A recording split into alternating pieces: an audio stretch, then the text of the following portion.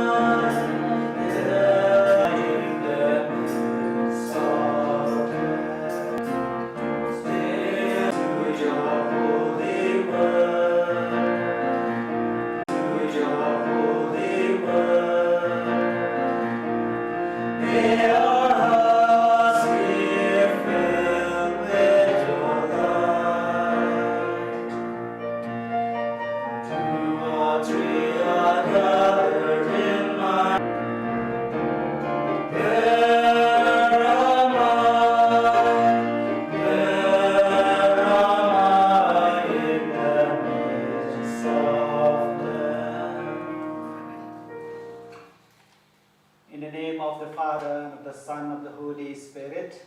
Amen. The grace of our Lord Jesus Christ and the love of God and the communion of the Holy Spirit be with you all. And with your spirit. My dear brothers and sisters, let us acknowledge our sins and so prepare ourselves to celebrate the sacred mysteries.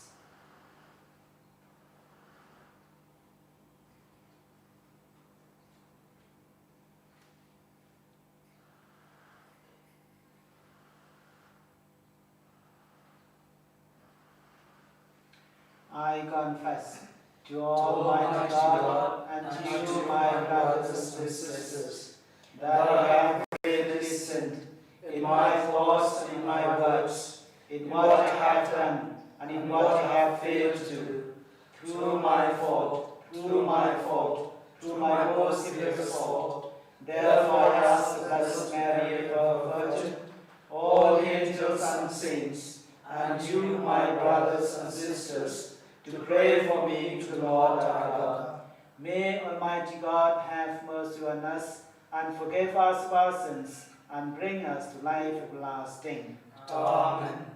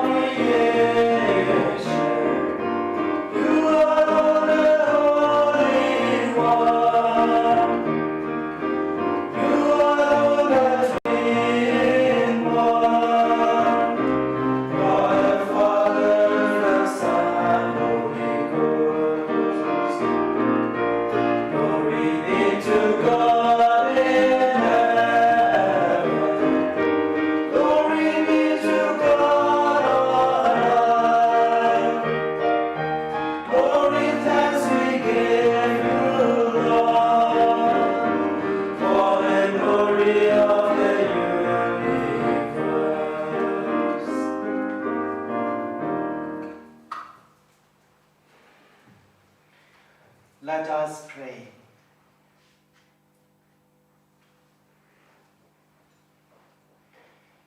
Show favor, O Lord, to your servants, and mercifully increase the gifts of your grace, that made fervent in hope, faith, and charity, they may be ever watchful in keeping your commands.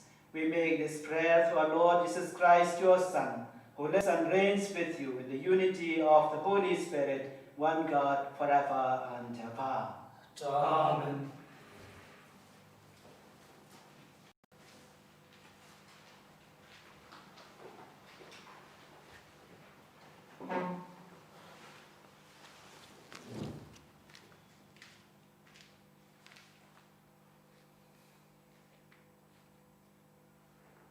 A reading from the Book of Wisdom. There is no God other than you, who cares for everything, to whom you might have to prove that you never judge unjustly. Your justice has its source in strength. Your sovereignty over all makes you lenient to all. You show your strength when your sovereign power is questioned, and you expose the insolence of those who know it.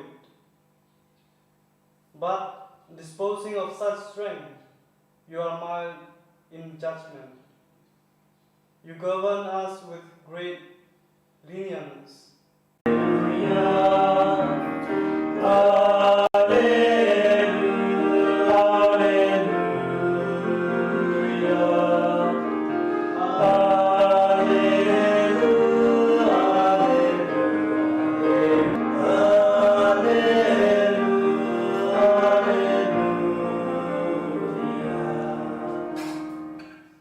Blessed are you, Father, Lord of heaven and earth, for revealing the mysteries of the kingdom to mere children.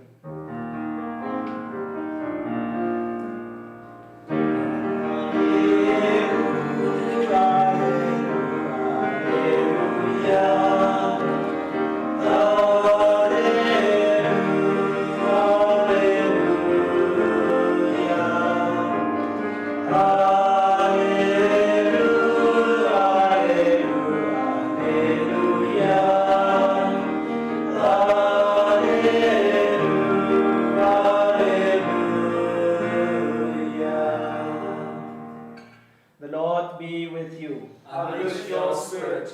A reading from the Holy Gospel according to Saint Matthew. Glory to you, Lord.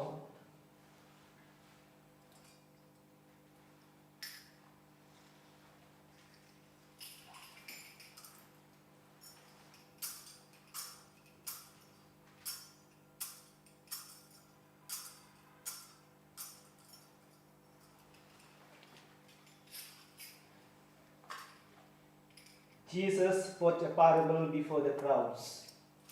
The kingdom of heaven may be compared to a man who sowed good seed in his field. While everybody was asleep, his enemy came, sowed weeds all among the wheat, and made off. When the new wheat sprouted and ripened, the weeds appeared as well. The owner's servants went to him and said, Sir, was it not good seed that you sowed in your field? If so, where does the weeds come from? Some enemy has done this, he answered. And the servants said, Do you want us to go and weed them out? But he said, No, because when you weed out the weeds, you might pull up the wheat with it. Let them both grow till the harvest, and at harvest time I shall say to the reapers, First collect their weeds and bundles to be burned, then gather the wheat into my barn. He put another parable before them. The kingdom of heaven is like a mustard seed, which a man took and sowed in. It is the smallest of all the seeds, but when it has grown, it is the biggest shrub, and becomes a tree, so that the birds of the air come and share. Then, leaving the crowds, he went to the house, and his disciples came to him and said, explained the parable about the wheat and weeds in the field to us. He said in reply, "The sower of the good seed is the Son of Man. The field is the world. The good seed is the subjects of the kingdom. The weeds, the subjects of the evil one. The enemy who sowed them, the devil. The harvest is the end of the world. The reapers are the angels. Well then, just as the weeds are gathered up and burned in the fire, so it will be at the end of time. The Son of Man will send his angels, and they will gather out of his kingdom all things that provoke offenses and all who do evil, and throw them into the blazing furnace, where there will be weeping and grinding of teeth. Then the virtuous will shine like the sun in the kingdom of their Father. Listen, anyone who has ears." The Gospel of the Lord. Praise the Lord Jesus Christ.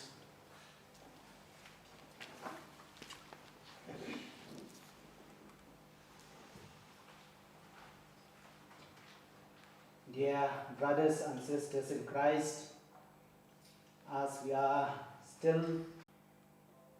will begin reflecting on the parable of the wheat and weeds. And then we come to the two parables, the mustard seed and the leaven.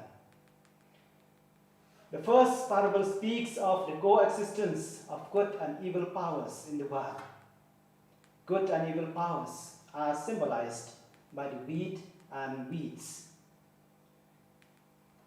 God's kingdom could be the world, or the church, or the village, or the life of an individual person.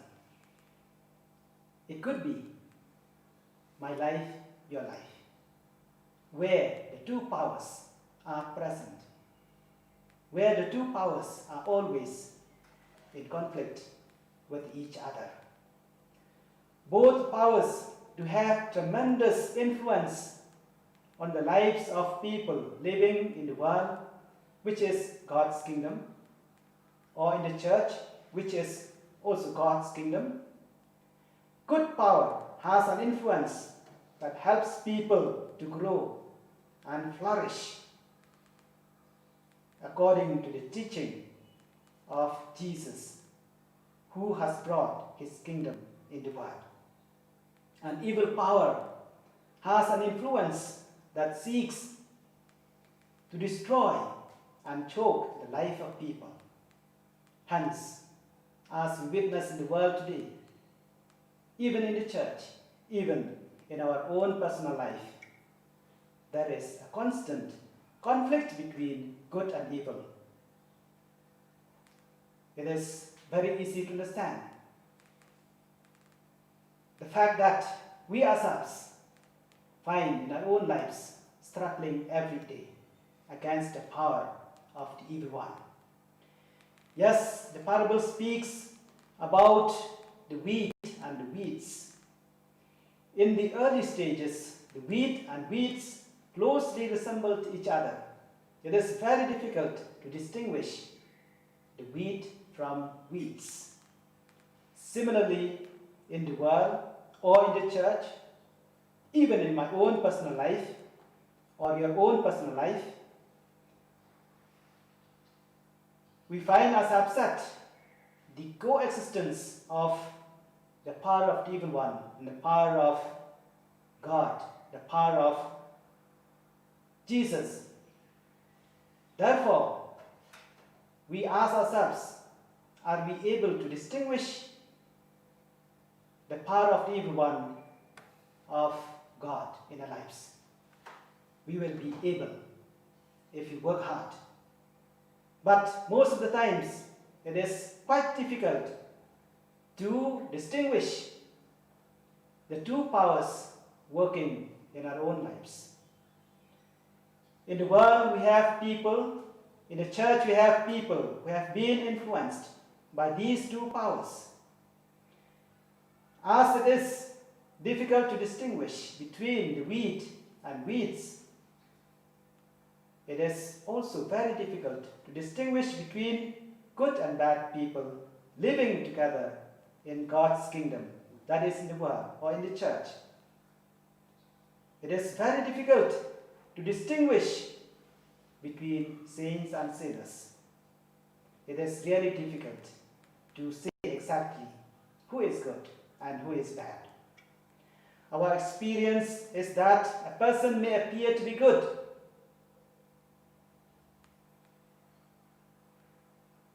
and he may not be good. He may be bad. And a person may appear to be bad, but he is not. In reality, he is good. Hence, all of us today are invited to turn to ourselves and ask ourselves, are we judging people? Are we judging people? Are we too quick to make or pass judgment on anyone we meet in our everyday life? Yes, the Lord is inviting us through this parable that we are not to be too quick with our judgments. Just as the wheat and weeds are clearly distinguished only at the end of time or at the time of harvest, so also a person will be clearly known whether he is good or bad at the end of his earthly life. Judgment on anyone should not be on the basis of a single good or bad action, but on all that he has done throughout his life here on earth. Meaning, judgment on anyone should be passed only at the end of his life. We can never know the future of a person. That is a fact. A person who is a sinner today can be a saint tomorrow. And in the church, we have so many saints who have been sinners in the past. That could happen to you and to me. That could happen to anyone. Yes, we are therefore not to be too quick in passing judgment on anyone. Why does God allow good and evil to coexist in the world or in the church or even in our own life? God allows good and evil to coexist not without a purpose, not without a good purpose. God allows the presence of evil in order to promote a wider good. It is in the presence of evil we become aware of our goodness, and we become aware of the need to become better. For instance, when we see someone who is unkind to you, unkind to me, unkind to others, we are called to be kind to that particular person, and we are called to be kind to all other people we meet in our life.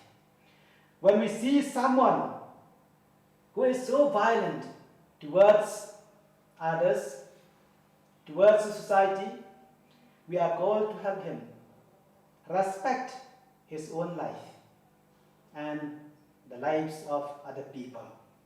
When we see someone or some people quarreling and fighting even over a little thing with one another, we are called to help them get reconciled.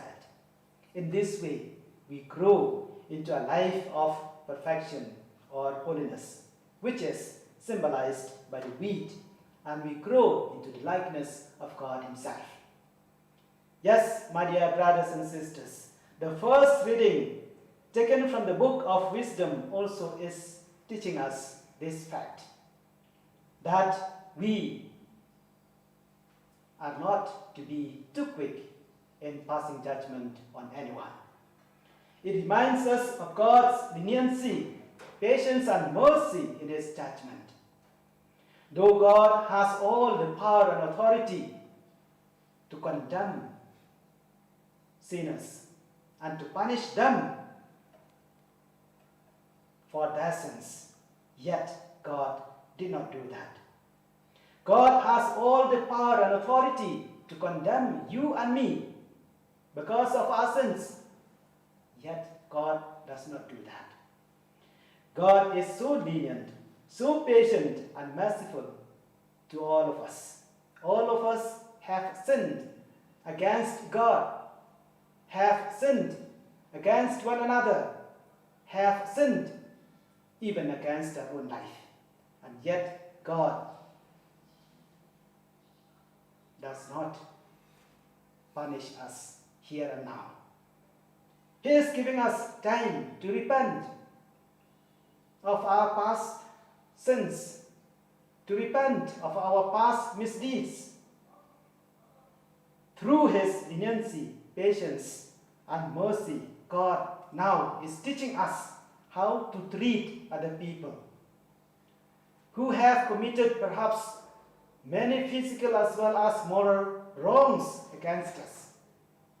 We have come across many people who have spoken ill of us, who have done something bad to us, and so on. And God today is inviting all of us, through His mercy, through His patience and leniency, how to treat even those people who have committed wrongs against us well. We are to treat them well.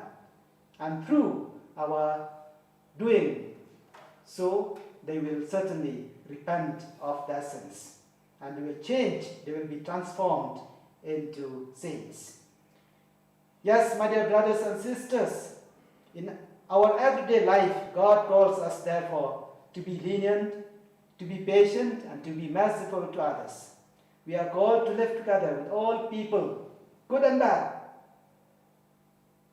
in love, in peace, in harmony. And knowing that all of us are not perfect, as long as we are living here on earth as pilgrims, we are not perfect. We have sinned against one another, against God. The truth is that no one is completely free from the influence of the power of the evil one.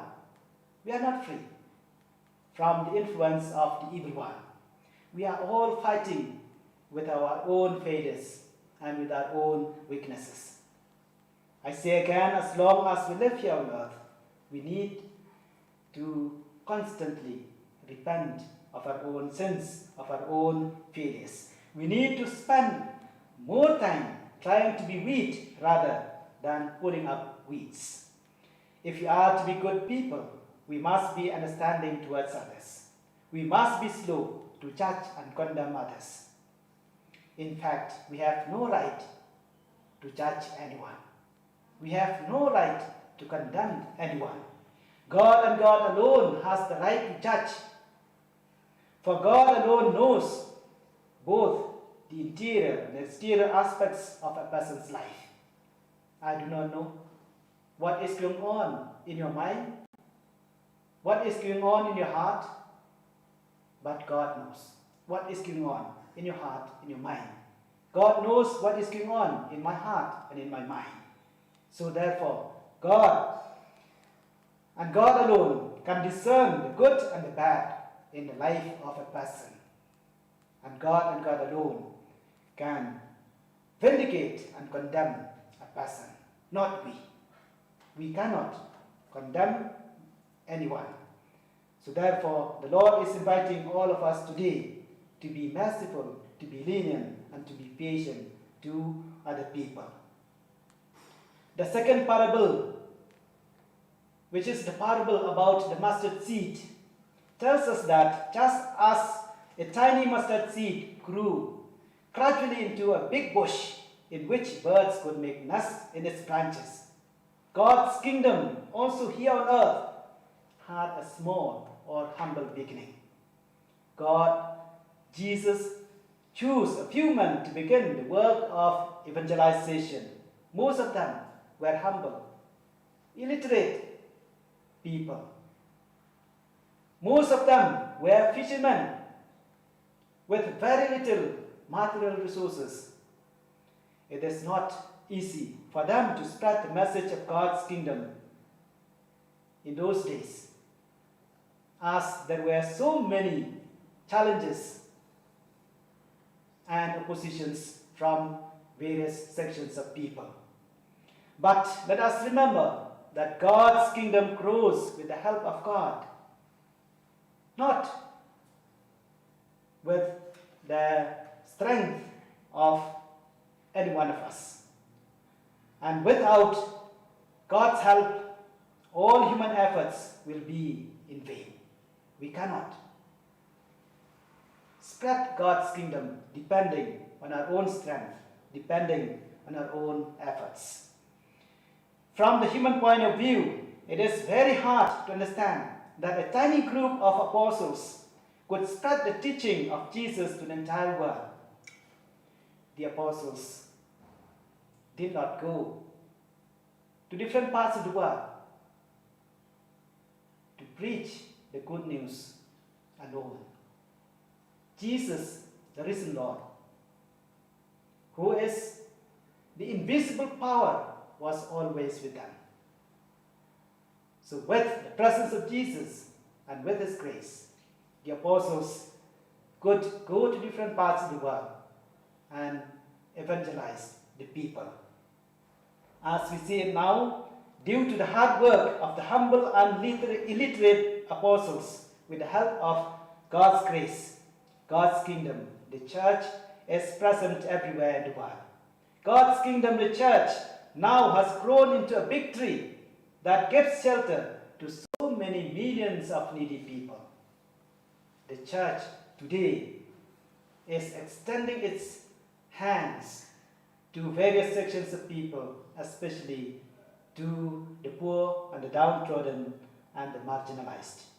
Yes, God's kingdom will continue to grow, my dear brothers and sisters, if you and me do not stop sharing its message of love, peace, justice, and compassion with everyone we meet, especially during this time when the world is facing a tremendous crisis. We are called to continue spreading God's kingdom by sharing its message of love, peace, and generosity to all people. And the third parable reminds us, the disciples of Jesus, of the need to be the leaven of transformation. Just as the leaven transforms the entire dough into soft and tasty loaves of bread, the disciples of Jesus too, with the word of Jesus Himself, can transform the entire world. We can transform the whole world into God's kingdom. For the word of Jesus has the invisible force of transforming every life of every person. It has the power to make bad people good, to make good people better, to make better people best. The disciples of Jesus, with the word of Jesus, can also bring about social transformation.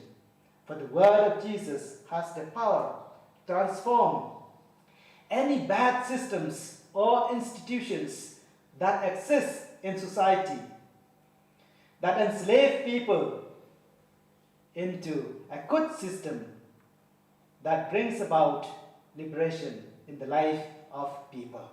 Yes, my dear brothers and sisters, there is no teaching, there is no idea in the history that has so much power to transform as the word of Jesus.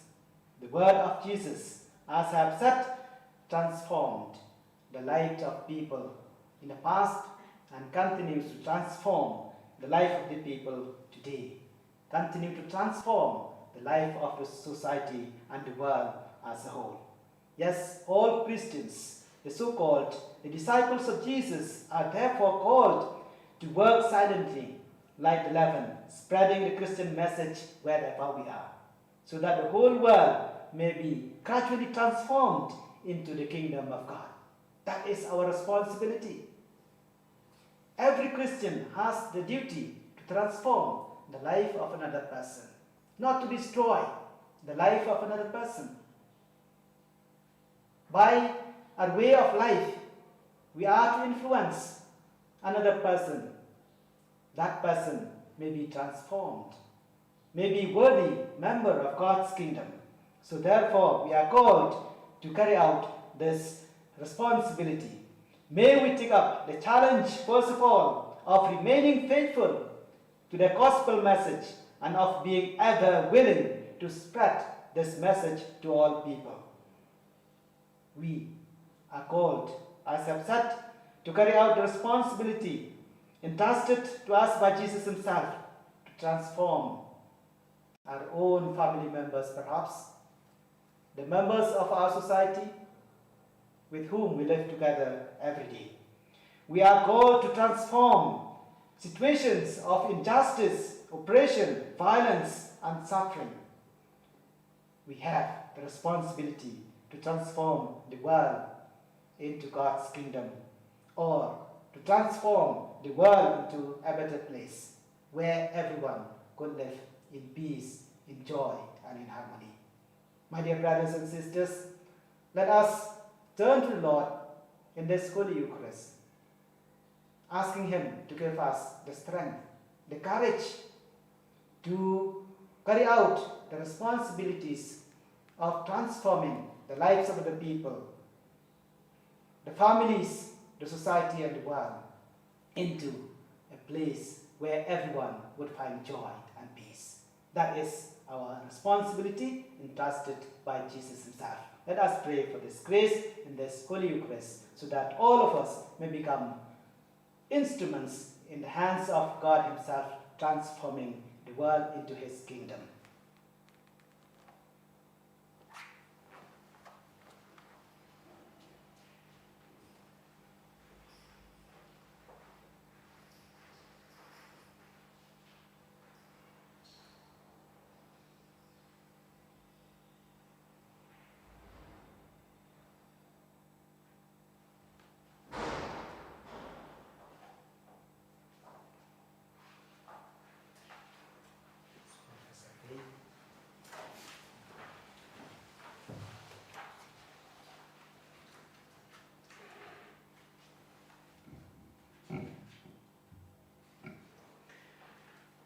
I believe in one God, the Father Almighty, maker of heaven and earth, of all things visible and invisible.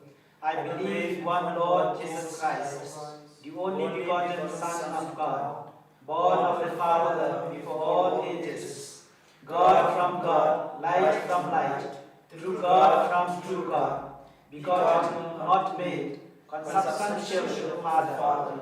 Through him all things were made. For us men and for our salvation, he came down from heaven, and by the Holy Spirit was incarnate of the Virgin Mary, and became man. For our sake he was crucified under Pontius Pilate. He suffered death and was buried, and rose again on the third day, in accordance with the Scriptures. He ascended into heaven, and is seated at the right hand of the Father. He will come again in glory to judge the living and the dead, and his kingdom will have no end. I believe in the Holy Spirit, the Lord, the giver of life, who proceeds from the Father and the Son, who with the Father and the Son is adored and glorified, who has spoken through the prophets. I believe in one holy, Catholic, and Apostolic Church. I confess one baptism for the forgiveness of sins, and I look forward to the resurrection of the dead and the life of world to come. Amen.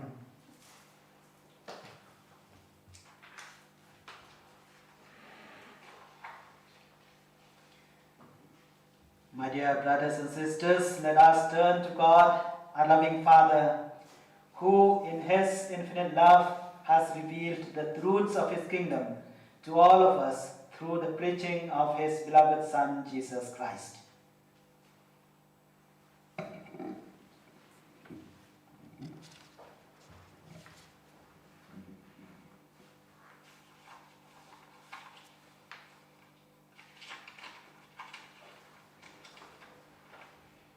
Your response, Lord, hear our prayer. Lord, hear our prayer. We pray for Pope Francis and all leaders of the Church that they may, through the preaching of the Word of God, reveal the truths of God's kingdom to all people. We pray to the Lord. We pray, Lord, hear our prayer. We pray for all Christians that we may be always as good seeds, producing good harvests while living here on earth, so that we receive our reward of eternal life when God calls us to his kingdom. We pray to the Lord. Lord, hear our prayer. We pray for all members of our church that we may be always aware of the mission and the responsibility of spreading God's kingdom, the kingdom of love, peace, and joy. We pray to the Lord. Lord, hear our prayer. We pray for people who are as seeds of evil, spreading falsehood, violence, and discord in this world, that they may be converted by God's grace to become instruments of truth and unity. We pray to the Lord. Lord, hear our prayer. We pray for those who are sick, both at home and in hospital, that our loving Lord look down on them with mercy and compassion and grant them speedy recovery. And we also pray for the frontline health workers, that the Lord give them strength to continue helping the sick. We pray to the Lord. Lord, hear our prayer. We pray for the departed souls, that the Lord grant them eternal rest in heaven and grant solace and strength to their relatives and friends. We pray to the Lord. Lord, hear our prayer. In silence, let us pray for our own personal intentions and the intentions of those who have asked for our prayers.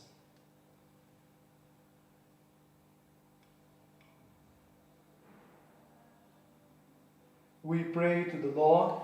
Lord, hear our prayer.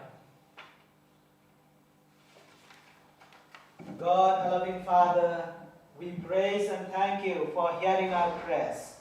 In your infinite mercy and love, help us to be always people who bring the message of your kingdom to everyone we meet. We make this prayer through Christ our Lord. Amen.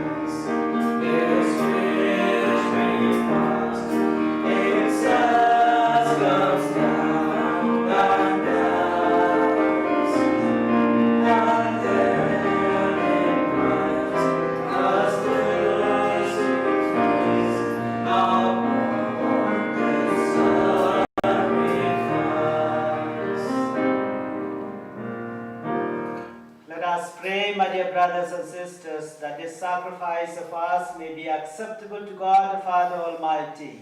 May the Lord accept the sacrifice at your hands for the praise and glory of his name, for our good and the good of his holy church. O God, who in the one perfect sacrifice brought to completion varied offerings of the law, accept, we pray, this sacrifice from your faithful servants, and make it as you blessed the gifts of Abel, so that what each has offered to the honor of your majesty may benefit the salvation of all. We make this prayer through Christ our Lord. Amen.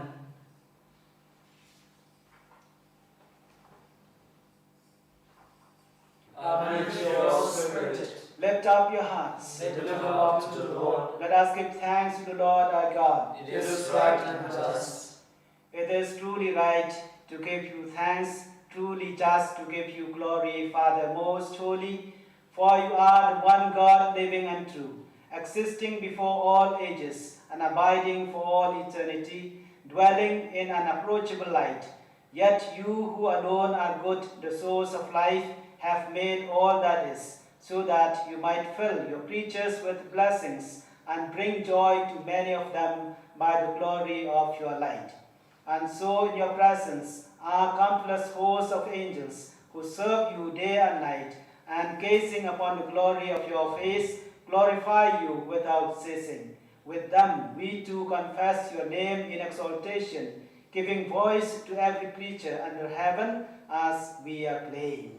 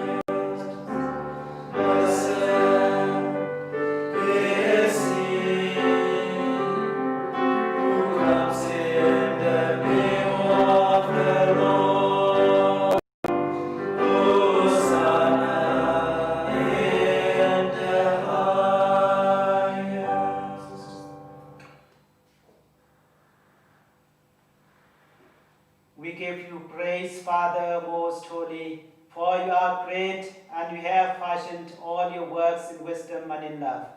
You formed man in your own image and entrusted the whole world to his care, so that in serving you alone, the Creator, he might have dominion over all creatures.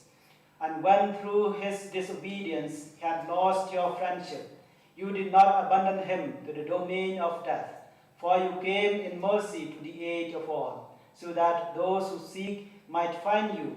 Time and again you offered them covenants, and through the prophets taught them to look forward to salvation. And you so loved the world, Father most holy, that in the fullness of time you sent your only begotten Son to be our Savior, made incarnate by the Holy Spirit and born of the Virgin Mary. He shared our human nature in all things but sin. To the poor he proclaimed the good news of salvation, to prisoners freedom, and to the sorrowful of heart joy. To accomplish your plan, he gave himself up to death, and rising from the dead, he destroyed death and restored life. And that we might live no longer for ourselves, but for him who died and rose again for us, he sent the Holy Spirit from you, Father, as the first fruits for those who believe, so that bringing to perfection his work in the world, he might sanctify creation to the full. Therefore, O Lord, we pray, may the same Holy Spirit graciously sanctify these offerings, that they may become the body and blood of our Lord Jesus Christ, for the celebration of this great mystery, which he himself left us as an eternal covenant. For when the hour had come for him to be glorified by you, Father most holy, having loved his own who were in the world, he loved them to the end. And while they were at supper, he took bread, blessed and broke it, and gave it to his disciples, saying, "Take this, all of you, and eat of it, for this is my body, which will be given up for you."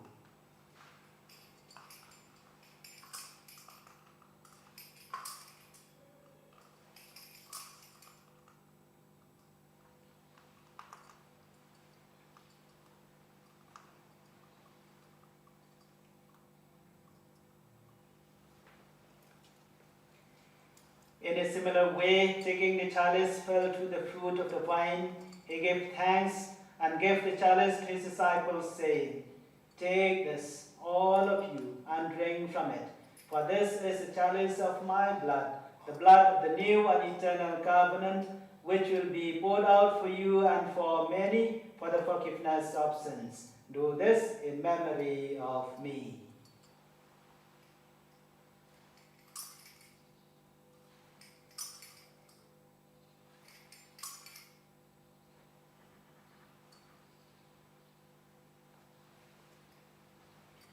The mystery of faith. When we eat this bread and drink this cup, we proclaim the death of God until he comes again. Therefore, O Lord, as we now celebrate the memorial of our redemption, we remember Christ's death and his descent to the realm of the dead.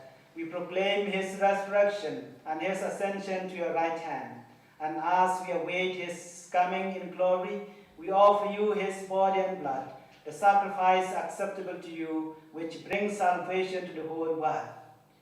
Look, O Lord, upon the sacrifice which you yourself have provided for your church, and grant in your loving kindness to all who partake of this one bread and one chalice, that gathered into one body, by light in the peace of your Christ, and all the dead whose faith you alone have known. To all of us, your children, grant, O merciful Father, that we may enter into a heavenly inheritance with the Blessed Virgin Mary, Mother of God, Joseph, her spouse, and with all your apostles and saints in your kingdom, there with the whole of creation, freed from the corruption of sin and death. May we glorify you through Christ our Lord, through whom you bestow on the world all that is good. Through him and with him and in him, O God, Almighty Father, in the unity of the Holy Spirit, all glory and honor is yours forever and ever. Amen.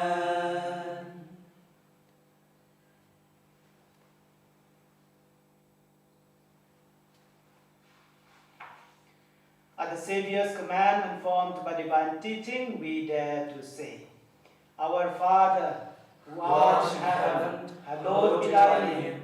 Thy kingdom come, thy will be done, on earth as it is in heaven.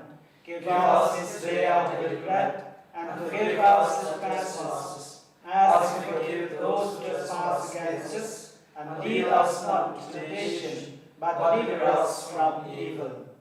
Deliver us, Lord, we pray, from every evil. Graciously grant peace in our days, that by the help of your mercy we may be always free from sin and safe from all distress, as we await the blessed hope and the coming of our Saviour Jesus Christ. For the kingdom, the power, and the glory are yours, now and forever. Lord Jesus Christ, who said to your apostles, "Peace I leave you, my peace I give you," look not on our sins, but on the faith of your church, and graciously grant her peace and unity in accordance with your will, who live and reign forever and ever. Amen. The peace of the Lord be with you always. And with your spirit. Let us offer one another the sign of peace.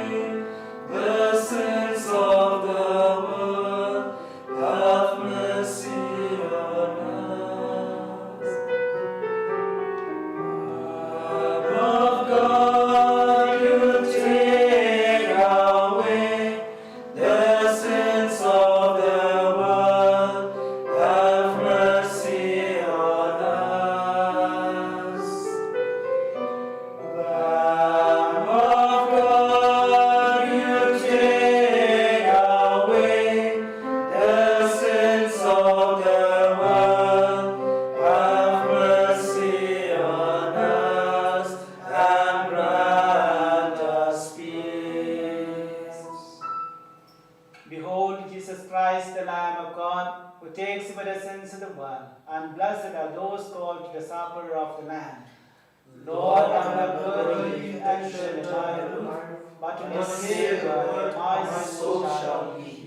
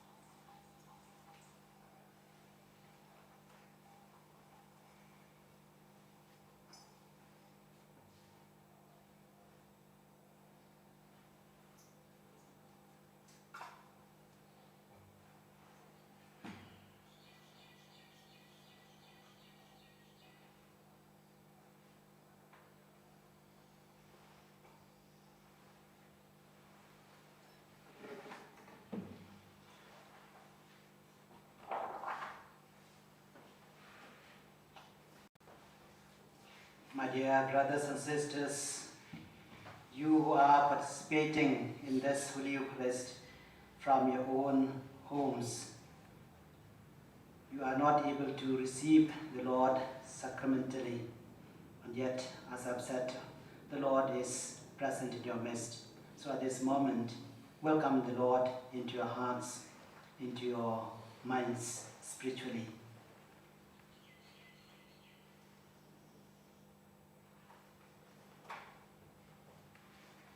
Shall pray an act of spiritual communion. My Jesus, I believe that you are present in the most holy sacrament. I love you above all things, and I desire to, since I cannot at this moment receive you sacramentally, come at least spiritually into my heart. I embrace you as if you were already there, and unite myself wholly to you. Never permit me to be separated from you. Amen.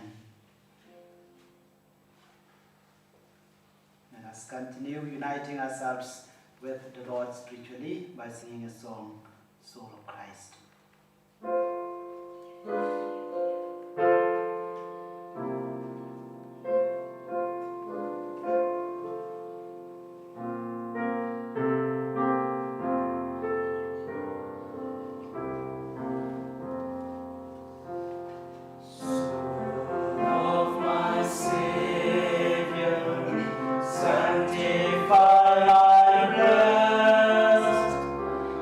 Body of Christ.